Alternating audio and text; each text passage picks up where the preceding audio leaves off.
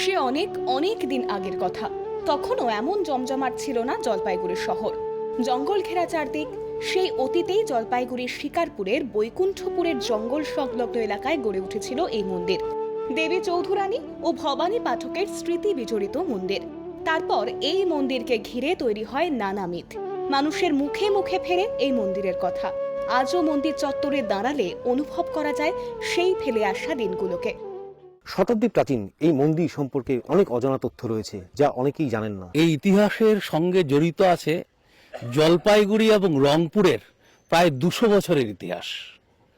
এবং আমরা যদি রংপুরের জাগগানে দেখি, জয় দুর্গা দেবী চৌধুরানীর কথা আছে।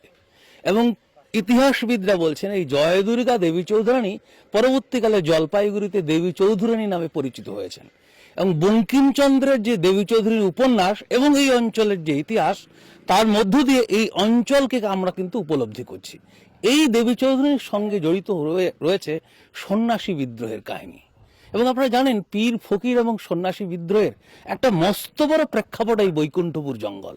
এবং এই বৈকুণ্ঠপুর জঙ্গলে দেবী চৌধুরানী থাকতেন সাধারণ মানুষের উপকারের জন্য, সাধারণ মানুষের মঙ্গলের জন্য। ডাকাতির মধ্য দিয়ে সেই বনেদি লোকদের কাছ থেকে ধন রত্ন নিয়ে সাধারণ মানুষদের মধ্যে বিলিয়ে দিচ্ছেন। এবং এখানে জাতি, ধর্ম, বর্ণ নির্বিশেষে মানুষ কিন্তু আসছে প্রার্থনার জন্য।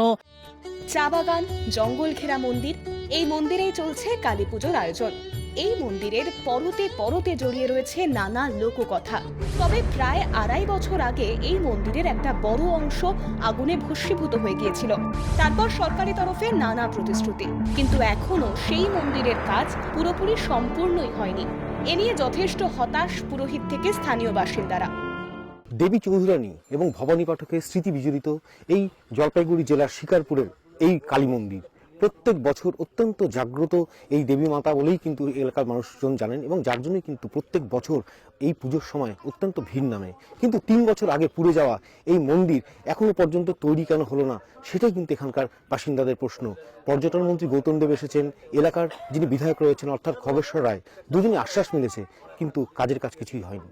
গৌতম দেব 3-4 বার এসে বলে গেল যে হবে হবে মন্দিরটা হবে, কবে যে হবে।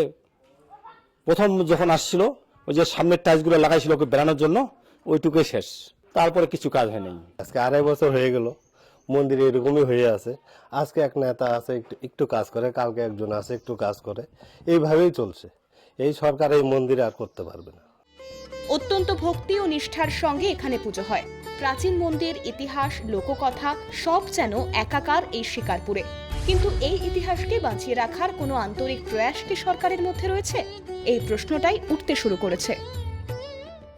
ইতিহাস বিজড়িত এই কালী মন্দিরে শুধু পুজোই নয়, এর সঙ্গে জড়িয়ে আছে কিন্তু উত্তরবঙ্গের সংস্কৃতি, এমনটা কিন্তু মনে করছেন এখানকার বাসিন্দারা।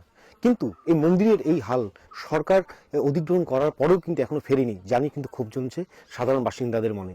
ক্যামেরায় বিমল চৌধুরীর সঙ্গে Snehashi Sarkar report, Calcutta television network, Siliguri.